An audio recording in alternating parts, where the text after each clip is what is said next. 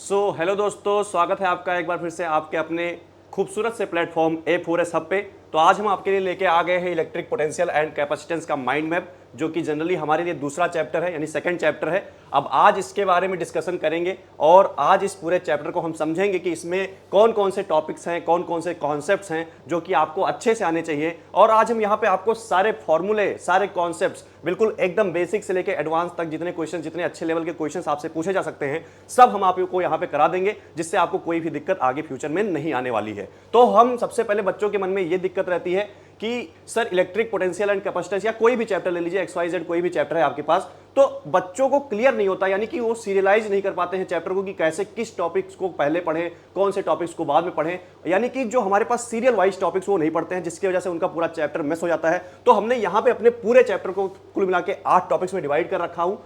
हमने पूरे चैप्टर को 8 टॉपिक्स में डिवाइड कर रखे हैं और इन 8 टॉपिक्स को सीरियल वाइज पढ़ेंगे, 1 बाय 1 पढ़ेंगे और हम सारी चीजें समझेंगे कि कैसे 1 बाय 1 पढ़ के सारे फॉर्मूले, सारे कॉन्सेप्ट्स को अपने दिमाग में बैठा सकते हैं और सारे फॉर्मूले हमें रट लेने हैं, जिससे हमारे सारे क्वेश्चंस सॉल्व हो जाएंगे। तो हमने इस चैप्टर को 8 टॉपिक्स में डिवाइड किया है। अब 8 टॉपिक्स में डिवाइड कैसे किया है? इलेक्ट्रिक पोटेंशियल आपका एक पार्ट है और कैपेसिटर, जो आपका कैपेसिटेंस होता है, वो एक पार्ट है। हमने इलेक्ट्रिक पोटेंशियल के कुछ टॉपिक्स डिवाइड कर रखे हैं, यानी हमारे पास यहाँ पे 5 टॉपिक्स इलेक्ट्रिक पोटेंशियल के हैं और 3 टॉपिक्स हमारे पास कैपेसिटेंस के हैं। अब अगर मैं बात करूं कि इन टॉपिक्स को हमने डिवाइड किया कैसे करा है, तो हमारे पास सबसे पहला टॉपिक है इलेक्ट्रिक पोटेंशियल, कि हमें बेसिक जानना होगा कि इलेक्ट्रिक पोटेंशियल होता क्या है। फिर उसके बाद हम पढ़ेंगे कि हमने जैसे कि पिछले चैप्टर में हमने पढ़ रखा था कि डायपोल क्या होता है। अब यहां पे हम पढ़ेंगे कि पोटेंशियल ड्यू टू डायपोल, यानी डायपोल की वजह से पोटेंशियल क्या होता है। उसकी वजह से पोटेंशियल किसी भी पॉइंट पे, इक्वेटोरियल पॉइंट पे, एक्सियल पॉइंट पे या किसी भी रैंडम पोलर पॉइंट पे अगर हमें निकालना है, तो वहां पे हमारा डायपोल की वजह से जो पोटेंशियल होगा वो कितना होगा, हम वहां पे वो देखेंगे। ठीक है, तीसरा पॉइंट पढ़ेंगे इक्विपोटेंशियल सरफेसेस। अब हम देखेंगे कि एक नया टर्म आ जाएगा हमारे पास, इक्विपोटेंशियल सरफेस। बहुत लोगों को कंफ्यूजन होती है कि इक्विपोटेंशियल सरफेस क्या होता है, तो यहाँ पे हम ये भी जानेंगे कि इक्विपोटेंशियल सरफेस क्या है, उनसे रिलेटेड कौन कौन से इंपॉर्टेंट पॉइंट्स है जो आपको आने चाहिए, जो कि एग्जाम्स में काफी ज्यादा हेल्पफुल होते हैं, वो भी बिल्कुल समझेंगे बेसिक से।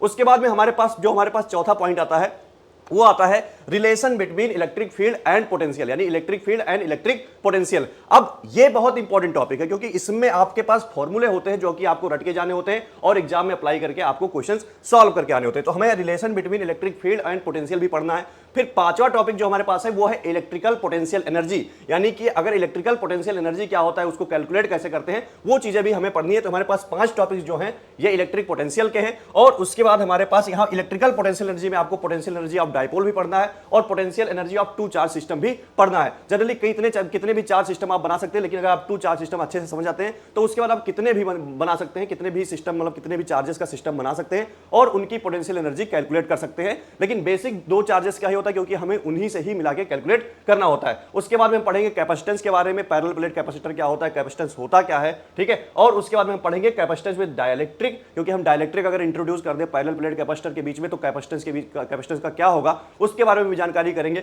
फिर उसके बाद में पढ़ेंगे ग्रुपिंग ऑफ कैपेसिटर। तो पूरे चैप्टर को हमने कुल मिला के 8 टॉपिक्स में डिवाइड किया है और 8 टॉपिक्स को बिल्कुल बेसिक से लेके अच्छे लेवल तक लेके जाएंगे और आपको बिल्कुल पॉइंट टू पॉइंट सारी चीजें समझ में आ जाएंगी कि कैसे किस चीज को किया जाता है, और ये चैप्टर बिल्कुल आपको अच्छे से दिमाग में बैठ जाएगा। अब हम स्टार्ट करते हैं। यहां पे तो हमने टॉपिक्स इंट्रोड्यूस कर दिया, अब हम स्टार्ट करते हैं 1 बाय 1 टॉपिक स्टार्ट करेंगे और आपको सारी चीजें समझाते हुए जाएंगे। तो मैंने कहा सबसे पहला टॉपिक जो हमारे पास है वो इलेक्ट्रिकल पोटेंशियल है। तो सबसे पहला टॉपिक उठाते हैं, इलेक्ट्रिकल पोटेंशियल क्या होता है और उसके बारे में बात करते हैं। तो यहां पे सारी चीजें मैं पहले से लिख के इसलिए लेके आया हूं, क्योंकि अगर मैं सारी चीजें यहां पे लिखा के पढ़ाऊंगा, यानी कि लिखा पढ़ाऊंगा, तो ये जो वीडियो है 30-35 मिनट की ना होके कम से कम 2-2.5 घंटे की वीडियो बन जाएगी, जो कि हमारे पास काफी ज्यादा टाइम आपका भी वेस्ट होगा। और यहां पे सारी चीजें लिखी रहेंगी तो आप स्क्रीनशॉट ले सकते हैं और उसको अपने माइंड मैप की तरह यूज कर सकते हैं, आपकी सारी चीजें आपके दिमाग में बैठ जाएंगी।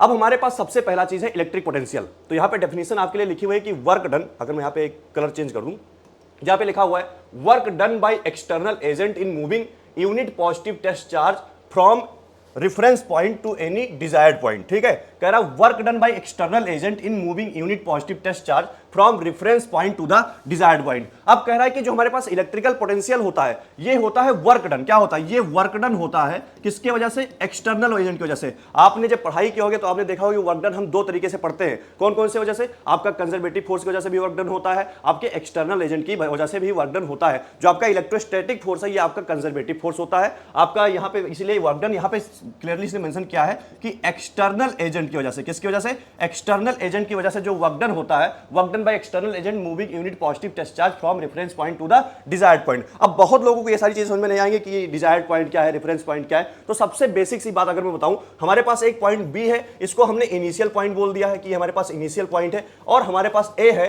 यहां पे हमने इसको बोल दिया कि हमारे पास ये क्या है, ये फाइनल पॉइंट है। मैंने कहा अगर ये हमारे पास इनिशियल पॉइंट है, ये हमारे पास फाइनल पॉइंट है, तो हमें करना क्या है, हमें करना ये है कि इस इनिशियल पॉइंट से और इस फाइनल पॉइंट पे हमें जाना है। हम इस चार्ज Q को, हम Q चार्ज को यहां से यहां तक लेके जा रहे हैं। अगर भैया यहां से यहां तक लेके जा रहे हैं, हमें कुछ काम करना पड़ रहा है, यानी कि यहां का पोटेंशियल ज्यादा, यहां का पोटेंशियल कम है, क्योंकि लोअर पोटेंशियल से हायर पोटेंशियल पे जा रहे हैं, तो हमें कुछ काम करना पड़ेगा। देखिए जैसे हम जमीन पे रहते हैं, छत पे जाते हैं, तो लोअर पोटेंशियल से हायर पोटेंशियल जाते हैं, तो हमें कुछ काम करना पड़ता है। लेकिन वही जब हायर पोटेंशियल से लोअर पोटेंशियल रहते हैं, तो हमें उतना काम नहीं करना पड़ता है। तो हम यहां लोअर पोटेंशियल से हायर पोटेंशियल पे जब जाते हैं, तो हमें काम करना पड़ा, वर्क डन हमें करना पड़ा, और इसी वर्क डन को जो हमने चार्ज से डिवाइड कर दिया, तो हमारे पास क्या आ गया, ये हमारे पास आ गया पोटेंशियल डिफरेंस। क्या आ गया, पोटेंशियल डिफरेंस यहां पे हमारे पास आ गया। क्योंकि भैया पोटेंशियल किसी भी पॉइंट का, इंडिविजुअल पॉइंट का, अगर आपसे कोई बोल देता कि इस पॉइंट का पोटेंशियल बता दो, तो आप पोटेंशियल नहीं बता सकते हो किसी भी इंडिविजुअल पॉइंट का, जब तक आपके पास रेफरेंस पॉइंट नहीं होगा, क्योंकि ये कंपैरिजन वाली क्वांटिटी है।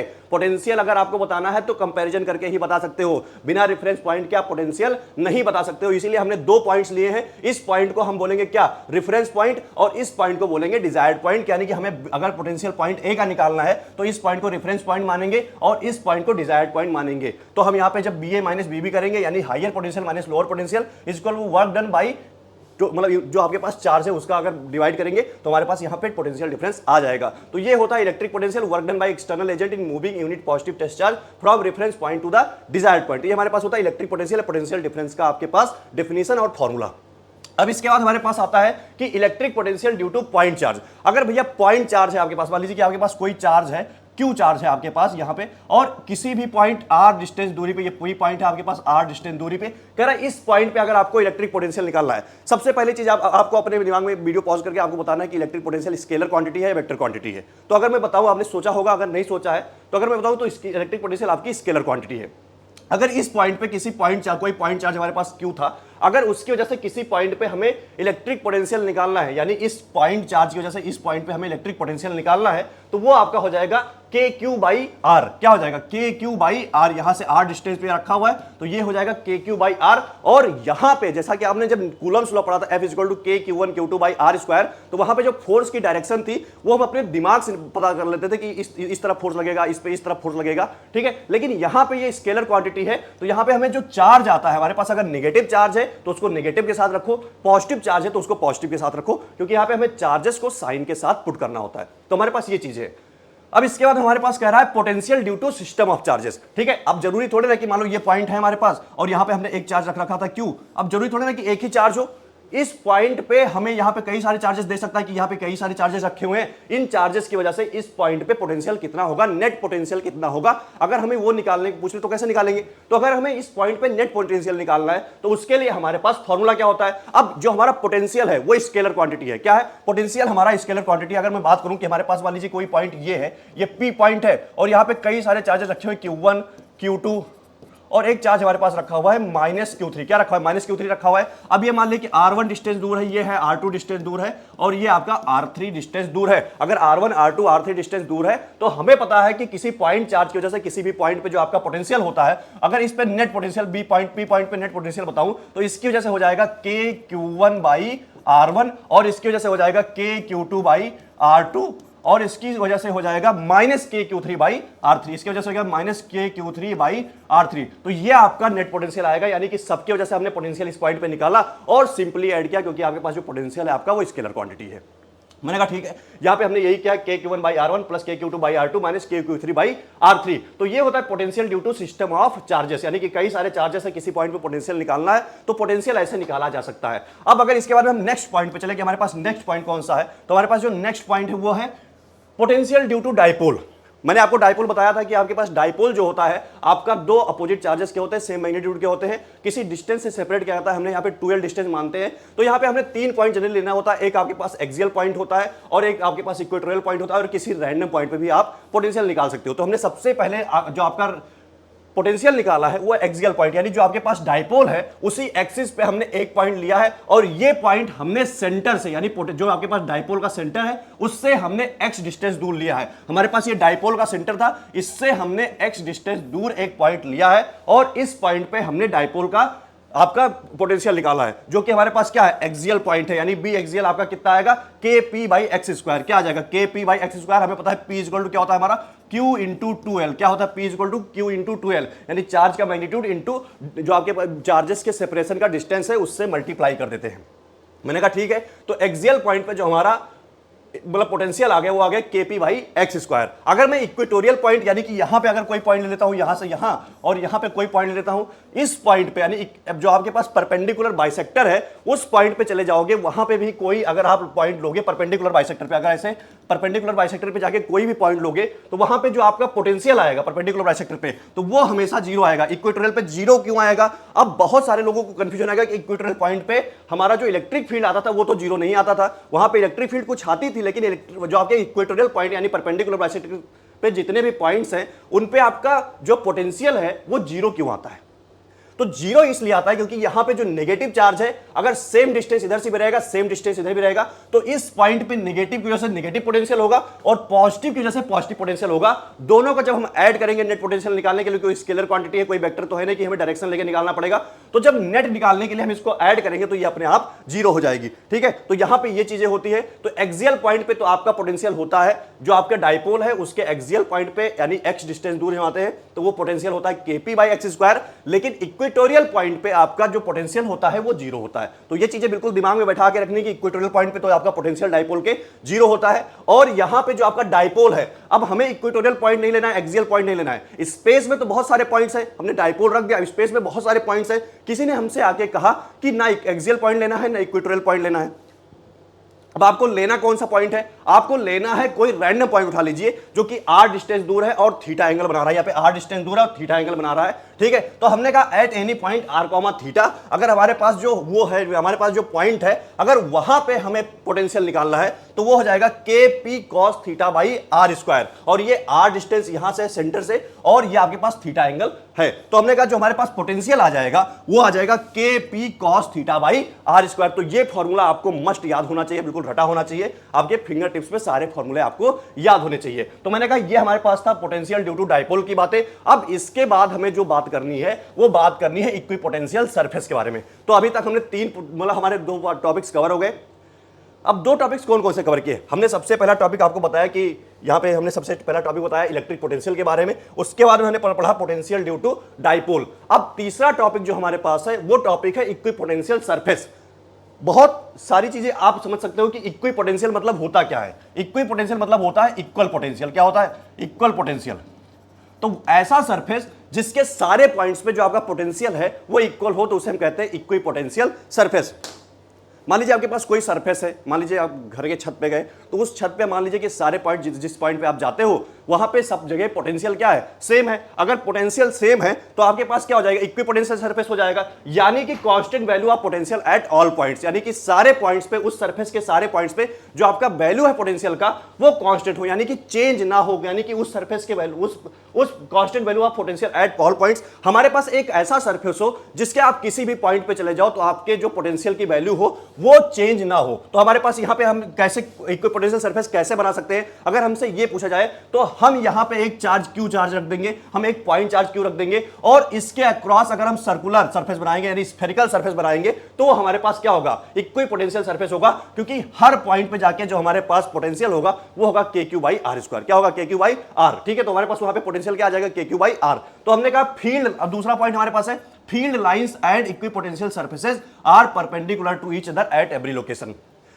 सेकंड पॉइंट हमसे कह रहा है कि हमारे पास फील्ड लाइंस है, यानी हमारे पास इस चार्ज से जो इलेक्ट्रिक फील्ड लाइंस निकल रही है, हमारे पास इलेक्ट्रिक फील्ड लाइंस निकल रही हैं, ठीक है, field lines and equipotential surfaces. और ये जो हमारे पास इक्विपोटेंशियल सरफेस है are perpendicular to each other. ये क्या होता है, ये दोनों परपेंडिकुलर होते हैं, यानी जो हमारी फील्ड लाइंस होती है वो इक्विपोटेंशियल सरफेस से परपेंडिकुलर मतलब परपेंडिकुलर डायरेक्शन में निकलती है, नॉर्मल निकलती है। तो हमारे पास field lines and equipotential surfaces are perpendicular to each other at every location. तो ये बहुत ही इंपॉर्टेंट टॉपिक है, यानी इंपॉर्टेंट पॉइंट है कि जो फील्ड लाइंस होती है, इलेक्ट्रिक फील्ड लाइंस होती हैं और इक्विपोटेंशियल सरफेसेस होते हैं वो परपेंडिकुलर टू ईच अदर होते हैं। तो यह आपको बिल्कुल दिमाग में बिठा के रखना है। अगला पॉइंट है work done in moving a charge in equipotential surface is zero.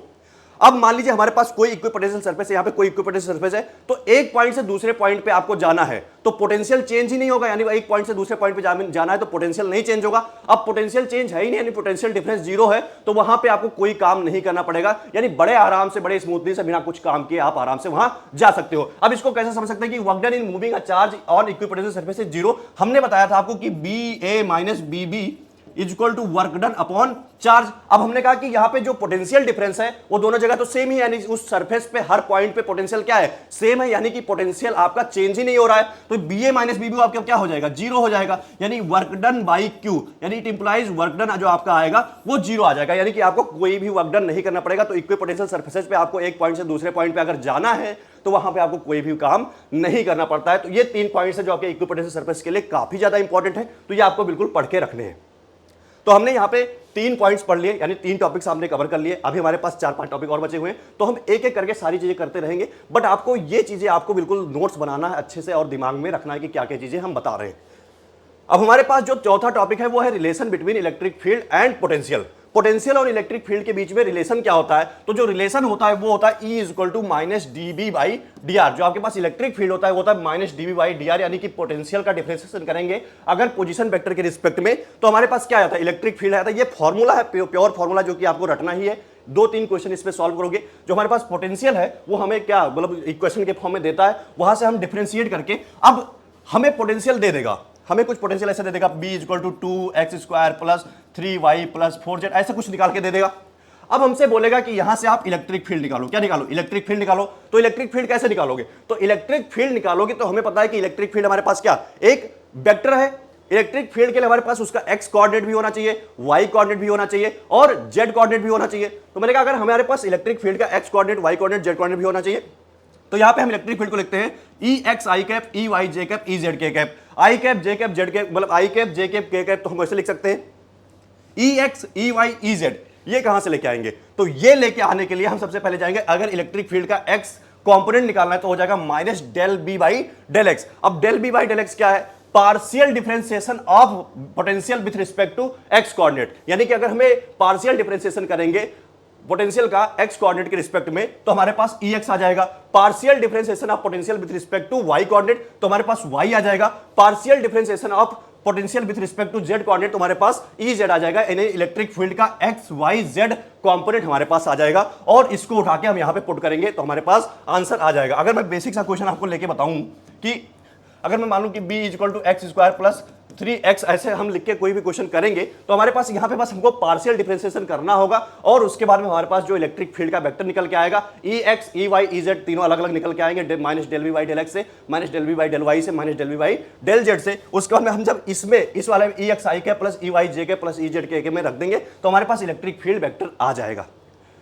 तो ये तो हमारे पास relation between electric field and potential था। अब इसके बाद हमारे पास आता है इलेक्ट्रिक पोटेंशियल एनर्जी कि इलेक्ट्रिक पोटेंशियल एनर्जी क्या है। अब आपको पता है कि इलेक्ट्रिक पोटेंशियल एनर्जी हमारे पास दो तरीके से पढ़ना है हमें, एक तो पोटेंशियल एनर्जी ऑफ डाइपोल पढ़ना है और एक हमें पढ़ना है potential energy of two charges. ठीक है, टू चार्ज सिस्टम, यानी कि हम जब सिस्टम बनाते हैं, दो चार्जेस का सिस्टम बनाते हैं तो उनकी वजह से भी हमें पोटेंशियल एनर्जी यहाँ पे पढ़नी है। तो हमने कहा कि जो पोटेंशियल एनर्जी ऑफ डाइपोल होता है उसके लिए हमें सबसे पहले जानना होता है कि वर्क डन क्या होता है। तो अगर हमें वर्क डन निकालना है किसी भी डाइपोल की वजह से, ठीक है, तो हमें वो निकालना होता है P E cos theta 1 minus cos theta 2, यानी कि हम जब डाइपोल को रोटेट करते हैं किसी भी इलेक्ट्रिक फील्ड में तो हमारे पास जो वर्क डन आता है वो आता है P E cos theta 1 minus cos theta 2। और हमारे पास जो पोटेंशियल एनर्जी आती है वो आती है U is equal to minus P cos theta. इसमें थोड़ा सा एजम्पशन होता है जो कि आपको इतना नहीं जाना, बस आपको फॉर्मूले याद करने हैं और फॉर्मूले पे बेसिक क्वेश्चंस आएंगे। तो हमारे पास जो पोटेंशियल एनर्जी आती है वो आती है U is equal to minus P E cos theta. और अगर हम यहाँ पे बात करें हमारे पास दो केसेस बनते हैं, एक तो स्टेबल इक्विलिब्रियम और एक अनस्टेबल इक्विलिब्रियम। अगर थीटा की वैल्यू यहाँ पे जीरो रख देंगे तो हमारे पास जो पोटेंशियल एनर्जी आएगी वो आ जाएगी माइनस पी यू पीई, और ये मिनिमम पोटेंशियल एनर्जी होती है, इसीलिए इसको हम बोलते हैं स्टेबल इक्विलिब्रियम। क्या बोलते हैं? Stable equilibrium. अगर थीटा की वैल्यू 180 डिग्री हो जाए, ठीक है। तो U इज इक्वल टू हो जाता है Pe, क्या हो जाता है U is equal to Pe, यानी ये पॉजिटिव एनर्जी है और हाइयर एनर्जी है, इसीलिए इसको कहते हैं अनस्टेबल इक्विलिब्रियम। जब इलेक्ट्रिक फील्ड में हम रखते हैं डायपोल को, अगर theta is equal to 180 degree पे रख देंगे तो हमारे पास अनस्टेबल इक्विलिब्रियम हो जाएगा, यानी जो आपके पास डायपोल के बीच में, डायपोल और इलेक्ट्रिक फील्ड के बीच में अगर एंगल आपका 180 डिग्री हो जाएगा तो आपके पास अनस्टेबल इक्विलिब्रियम आएगा, और अगर डायपोल के बीच में और आपके पास इलेक्ट्रिक फील्ड के बीच में एंगल 0 डिग्री है तो आप स्टेबल इक्विलिब्रियम आएगा। तो ये हमारे पास होता है पोटेंशियल एनर्जी का खेल डायपोल के केस में। इसमें दो केसेस बनते हैं, एक स्टेबल इक्विलिब्रियम और एक अनस्टेबल इक्विलिब्रियम। वर्क डन में भी क्वेश्चन आ सकता है, आपको दोनों एंगल्स दे देगा और आपको यहां पे वर्क डन निकालने के लिए बोल सकता है। मैंने कहा ठीक है। अब कभी कभी ऐसा करता है कि हमें कुछ चार्जेस बोलता है, कि चार्जेस दे देता है, 2-3 चार्जेस दे देता है और बोलता है उस सिस्टम का आपको पोटेंशियल एनर्जी निकालना है। तो अगर दो सिस्टम, मतलब दो चार्ज सिस्टम का अगर हमें दे दे कि हमारे पास दो चार्जेस है, दोनों r डिस्टेंस में सेपरेटेड है, तो हमें इनका पोटेंशियल एनर्जी अगर निकालना है तो हमारे पास हो जाता है U is equal to K Q1 Q2 by R, और यहां पे हमें Q1 और Q2 दोनों साइन के साथ पुट करने होते हैं। मैंने कहा ठीक है कि हमारे पास अगर पोटेंशियल एनर्जी निकालना है तो K Q1 Q2 by R, और यहाँ पे Q1 Q2 भी साइन के साथ पुट करना। अगर तीन सिस्टम दे देते, मतलब तीन चार्जेस का दे दे सिस्टम, तो आपके पहले दो निकाल लो, फिर दूसरे का दो, फिर तीनों का निकाल लो, उसके बाद आपके पास जो आपका पोटेंशियल एनर्जी आ जाएगा सिस्टम का वो आ जाएगा। अब हमारे पास अगला टॉपिक जो आता है वो है कैपेसिटेंस। कैपेसिटेंस को कैसे पढ़ते हैं, तो हमारे पास कैपेसिटेंस को देखने के लिए हमारे पास ये कैपेसिटर होता है हमारे पास। मैंने कहा कैपेसिटर है, इसका प्लेट एरिया ए दे रखा है। हमने कहा अगर कैपेसिटर की बात करें तो यहां से अगर Q चार्ज आ रहा है, यहाँ पे B पोटेंशियल है और इसका कैपेसिटेंस आपके पास C है, तो Q इज इक्वल टू होता है CB। क्या होता है Q is equal to CB, यानी चार्ज इज इक्वल टू होता है कैपेसिटेंस इनटू पोटेंशियल डिफरेंस। तो हमारे पास Q is equal to CB आता है। अब एक जो सबसे इंपॉर्टेंट कैपेसिटर हमारे सिलेबस में है, यानी हमारे पे क्वेश्चन भी बहुत पूछा जाता है, वो होता है पैरेलल प्लेट कैपेसिटर। क्या होता है पैरेलल प्लेट कैपेसिटर? हमारे पास यहां पे दो पैरेलल प्लेट्स होते हैं जिनका प्लेट एरिया ए होता है, यानी ये एरिया ऑफ द प्लेट, यानी ये हमारे पास अगर प्लेट है तो इनका एरिया ये है, और ये दोनों डी डिस्टेंस से सेपरेटेड होते हैं। तो हमारे पास जो कैपेसिटेंस आता है वो आता है epsilon naught A by D. अब एप्सिलॉन नॉट क्या है? एप्सिलॉन नॉट है permittivity of the free space. अब यहां पे बीच में कोई मीडियम नहीं भरा हुआ है, यानी हमारे पास जो प्लेट्स हैं इनके बीच में कोई मीडियम नहीं है, तो यहां पे जो आपका परमिटिविटी है वो फ्री स्पेस का रखेंगे। लेकिन अगर यहां पे हम कोई मीडियम भर देंगे तो वहां पे एप्सिलॉन नॉट ऑफ मीडियम, यानी परमिटिविटी ऑफ द मीडियम रखा जाएगा, उसकी वैल्यू यहां पे रखी जाएगी। तो ये हमारे पास पैरेलल प्लेट कैपेसिटर का फॉर्मूला होता है C is equal to epsilon naught A by D. अब यहां पे हमारे पास डाइलेक्ट्रिक, यानी कि हमने जो प्लेट्स के बीच में है, हमने वहां पे एयर या फ्री स्पेस या वैक्यूम नहीं रखा हुआ है, हमने वहां पे कोई मीडियम भर दिया, माइका भर दिया, कोई भी मीडियम, जनरली XYZ कोई भी मीडियम हमने उठा के वहां पे भर दिया। अब हर मीडियम के पास क्या डाइलेक्ट्रिक कांस्टेंट होता है, यानी कि उसको हम एप्सिलॉन नॉट से कंपेयर कर सकते हैं। तो K जो हमारा होता है ये होता है डाइलेक्ट्रिक कांस्टेंट, और K को लिख सकते हैं रिलेटिव परमिटिविटी या epsilon medium upon epsilon not. Epsilon medium हो सकता है epsilon R into epsilon not. तो हमने कहा कि यहां पे हमने दो प्लेट्स लिए, पैरेलल प्लेट हमारे पास है, इधर पॉजिटिव चार्ज है, इधर नेगेटिव चार्ज है, और इसके बीच में हमने कोई मीडियम भर दिया जिसका हमारे पास डाइलेक्ट्रिक कांस्टेंट क्या है? K है। हमारे पास डाइलेक्ट्रिक कांस्टेंट दे रखा है, K है। तो हमने कहा डाइलेक्ट्रिक कांस्टेंट अगर K दे रखा है तो इसका जो न्यू कैपेसिटेंस है, इसका कैपेसिटेंस तो C माना था, C is equal to epsilon naught A by D. अब यहां पे मीडियम हमने भर दिया तो हमने कहा इसका जो कैपेसिटेंस हो गया वो क्या हो गया? C डैश हो गया।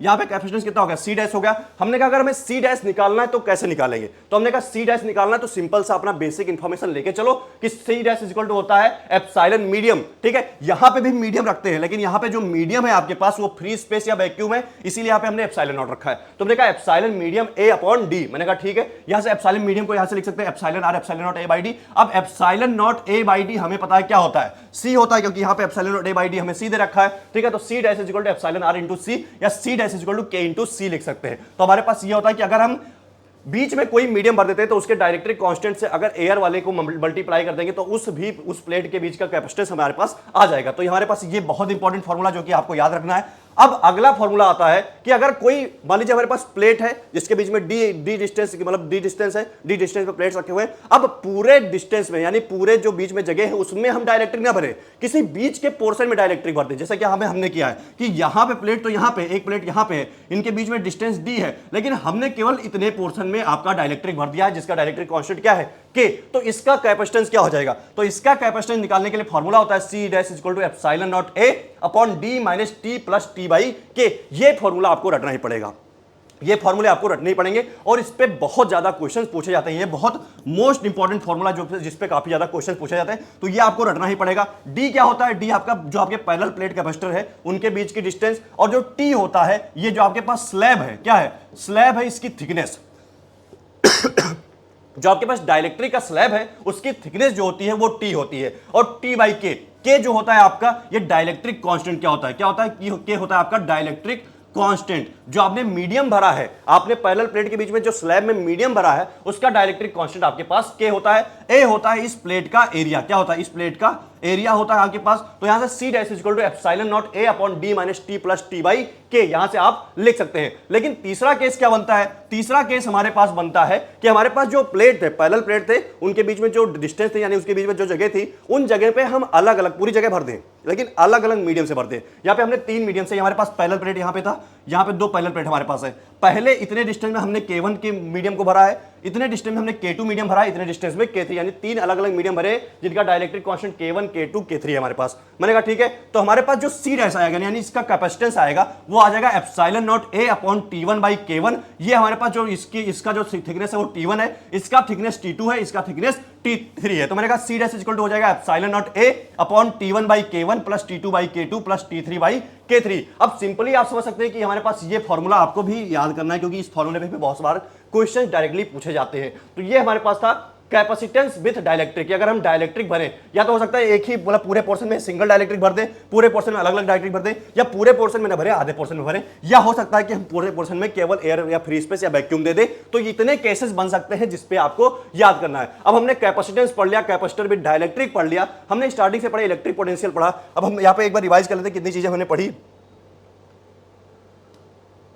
सबसे पहला हमने पढ़ा इलेक्ट्रिक पोटेंशियल, हमने इसके बारे में देखा क्या होता है। फिर उसके बाद हमने देखा यहाँ पे आपका पोटेंशियल ड्यू टू डाइपोल, और उसके बाद देखा इक्विपोटेंशियल सरफेस के बारे में। फिर हमने देखा relation between electric field and potential, electric potential energy देखा, और उसके बाद में हमने देखा कैपेसिटेंस, और उसके बाद देखा कैपेसिटेंस विद डाइलेक्ट्रिक। अब जो लास्ट टॉपिक हमारे पास आता है वो आता है हमारे पास ग्रुपिंग ऑफ कैपेसिटर्स। ठीक है, जैसे हम रजिस्टर्स को ग्रुप करते हैं यानी रजिस्टर को सीरीज और पैरेलल में लगाते हैं, वैसे हम कैपेसिटर्स को भी सीरीज और पैरेलल में लगा सकते हैं। यहां पे सीरीज और पैरेलल में बस केवल आपको कुछ चीजें याद करनी है। जैसे कि आपको अगर आप सीरीज कॉम्बिनेशन की बात करें तो सीरीज कॉम्बिनेशन में हमने 2 कैपेसिटर को सीरीज में अगर लगा दिया और एक B वोल्ट की पोटेंशियल डिफरेंस की बैटरी से हमने इसको कनेक्ट कर दिया, तो हमने कहा यहां इसके अक्रॉस पोटेंशियल जो है B1 हो गया, इसके अक्रॉस पोटेंशियल B2 हो गया, और यहां से Q चार्ज अगर फ्लो किया तो Q चार्ज इस कैपेसिटर में भी जाएगा और Q चार्ज इस कैपेसिटर में भी जाएगा, यानी दोनों कैपेसिटर के लिए Q ही चार्ज होगा। तो मैंने कहा ये चीज होती है। तो अगर आपके पास इक्विवेलेंट कैपेसिटेंस निकालेंगे यानी इन दोनों कैपेसिटर को हटा के एक सिंगल कैपेसिटर लगाना चाहते हो तो किस कैपेसिटी का लगाओगे, उस कैपेसिटी को निकालने के लिए तो आपके पास फॉर्मूला होता है 1/C equivalent is equal to 1/C1 plus C2। यानी जो रजिस्टर में पैरेलल के केस में होता था वो यहां पे कैपेसिटर में सीरीज के केस में होता है। तो ये आपको याद करना है कि जो रजिस्टर के पैरेलल के केस में होता था वो यहां पे कैपेसिटर के सीरीज के केस में होता है। अगर यहां पे वोल्टेज डिवाइडर रूल यानी कि आपके पास B वोल्ट का पोटेंशियल डिफरेंस था, इस कैपेसिटर के अक्रॉस B1 गया, इस कैपेसिटर के अक्रॉस B2 गया, तो हमने कहा कि B जो आपका है वो B1 प्लस B2 यानी B ही तो डिवाइड हुआ दोनों जगह, तो B is equal to B1 plus B2। और हम जानते हैं कि हमारे पास Q इज इक्वल टू क्या होता है, CB होता है, और हमें पता है कि जो हमारे पास B है वो इनवर्सली प्रोपोर्शनल है किसके, C के, क्योंकि हमारे पास Q तो कांस्टेंट है। मैंने कहा B is inversely proportional to C, तो B1 जो हो जाएगा वो हो जाएगा C2 upon C1 plus C2 into B। B हमारे पास है टोटल पोटेंशियल डिफरेंस, और जो B2 हो जाएगा C1 upon C1 plus C2 into B। तो ये फॉर्मूले आपको बिल्कुल याद करने की वोल्टेज डिवाइडर के क्या फॉर्मूले होते हैं। यहाँ पे B1 है तो यहाँ पे C2 है, क्योंकि हमें पता है कि B is inversely proportional to C, तो B1 is equal to C2 upon C1 plus C2 into B, और B2 इज इक्वल टू हो जाएगा C1 upon C1 plus C2 into B, क्योंकि हमने बताया B is inversely proportional to C, क्योंकि यहाँ पे दोनों कैपेसिटर के लिए आपके पास चार्ज क्या है, कांस्टेंट है। तो ये आपके पास होता है सीरीज का केस, सीरीज कॉम्बिनेशन का, जब कैपेसिटर्स को हम सीरीज में लगाते हैं। अब इसके बाद हमारे पास आता है पैरेलल कॉम्बिनेशन, यानी हम कैपेसिटर्स को अगर पैरेलल में लगाएंगे, अगर कैपेसिटर्स को पैरेलल में लगाएंगे, अगर यहां से हमने B पोटेंशियल डिफरेंस लगाया है तो इसके अक्रॉस भी B ही होगा और इसके अक्रॉस भी B ही होगा, यानी दोनों जो आपके पास कैपेसिटर्स हैं इनके अक्रॉस पोटेंशियल डिफरेंस क्या होगा, सेम होगा। ठीक है, तो हमने कहा यहां से अगर Q चार्ज है तो इधर Q1 चार्ज चला जाएगा, इधर Q2 चार्ज चला जाएगा, क्योंकि चार्ज तो यहां पे डिवाइड ही होगा, तो इधर Q1 चार्ज इधर Q2 चार्ज। तो जैसे यहां पे हमने वोल्टेज डिवाइड किया था, यहां पे चार्ज डिवाइड करेंगे, तो सीरीज में आपका वोल्टेज डिवाइड होता है, पैरेलल में आपका चार्ज डिवाइड होता है। तो यहां पे चार्ज डिवाइडर रूल लगाएंगे, यहां पे वोल्टेज डिवाइडर रूल लगाएंगे। तो मैंने कहा यहां पे जो इक्विवेलेंट कैपेसिटेंस होता है तो पैरेलल में रजिस्टर वाले के सीरीज वाला केस होता है, यानी C equivalent is equal to C1 plus C2 simply add कर सकते हैं। तो मैंने कहा अगर चार्ज डिवाइडर रूल लगाएंगे तो हमें पता है Q इज इक्वल टू क्या होता है, CB, और B कांस्टेंट है तो Q is directly proportional to C, यानी कि अगर C1 लिखेंगे हम यहां पे क्या लिखेंगे, Q1 लिखेंगे। अगर मैं Q1 लिखूंगा तो हमारे पास हो जाएगा C1 अपॉन क्या हो जाएगा, upon C1 upon C1 plus C2 into B, मतलब Q हो जाएगा, और Q2 अगर लिखेंगे तो हो जाएगा C2 upon C1 plus C2 into Q। क्योंकि Q2 है तो ऊपर C2 है, Q1 है तो ऊपर C1 है। यहां पे इनवर्सली प्रोपोर्शनल था तो B1 था तो C2 था। यहां पे यही चीज लिखा है Q1 equal to C1 upon C1 plus C2 into Q और Q2 equal to C2 upon C1 plus C2 into Q। तो इसका भाई याद करना ही पड़ेगा क्योंकि इसको याद करने का कोई अल्टरनेटिव नहीं है। तो ये हमारे पास था यहां तक चीजें कि 8वां टॉपिक भी हमारे पास कंप्लीट हो गया। अब हमारे पास इतनी चीजें थी इस चैप्टर में जो कि आपको बिल्कुल रिमेंबर करना है और समझ के रखना है। आई होप हमने आपको सारा कॉन्सेप्ट समझाया है। अगर किसी भी चीज में आपको कोई भी डाउट है तो आप कमेंट बॉक्स में कमेंट कर सकते हैं, हम सारी चीजों का रिप्लाई करेंगे, बिल्कुल करेंगे। और यहां पे इन 8 टॉपिक्स को अगर अच्छे से कर लेते हो और इनके अच्छे से नोट्स बना लेते हो, प्रॉपर रट लेते हो सारे फॉर्मूले को, तो आई होप आपके कोई भी क्वेश्चन छूटने वाले नहीं है। अगर एक बार मैं फिर से आपको रिवाइज करवा दूं तो मैंने कौन कौन से टॉपिक्स आपको पढ़ाए हैं। सबसे पहला टॉपिक इलेक्ट्रिक पोटेंशियल के बारे में बताया, पोटेंशियल ड्यू टू डायपोल के बताया, तीनों पोजीशन पर बताया कि कहां कहां पे कौन सा पोटेंशियल होगा। इक्विपोटेंशियल सरफेस में बताया कि कैसे कितनी कौन कौन सी प्रॉपर्टीज होती हैं आपकी। Relation between electric field and potential बताया। आपके पास इलेक्ट्रिकल पोटेंशियल एनर्जी भी बताया और पोटेंशियल एनर्जी ऑफ डायपोल बताया, potential energy of two charges बताया। छठवां आपको बताया कैपेसिटेंस, सातवां बताया ग्रुपिंग ऑफ कैपेसिटर, आठवां बताया कैपेसिटर विद डाइलेक्ट्रिक। तो ये था हमारे इस चैप्टर के बारे में, इलेक्ट्रिक पोटेंशियल एंड कैपेसिटेंस के बारे में।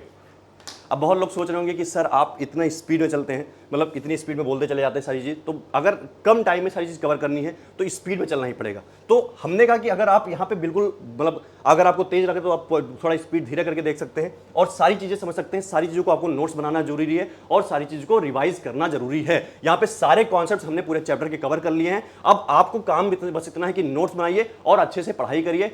तो हमारे पास इलेक्ट्रिक पोटेंशियल एंड कैपेसिटेंस यहां पे खत्म होता है। आई होप आपको वीडियो समझ में आई होगी। तो मिलते हैं जल्द नेक्स्ट वीडियो में। आप अपने दोस्तों को भी ये वीडियो रेफर कर सकते हैं जिससे कि उनका भी फायदा हो और सब लोग अच्छे से पढ़ाई कर सके। तो हम मिलते हैं जल्द ही नेक्स्ट वीडियो में। तब तक के लिए धन्यवाद, बाय बाय, टेक केयर।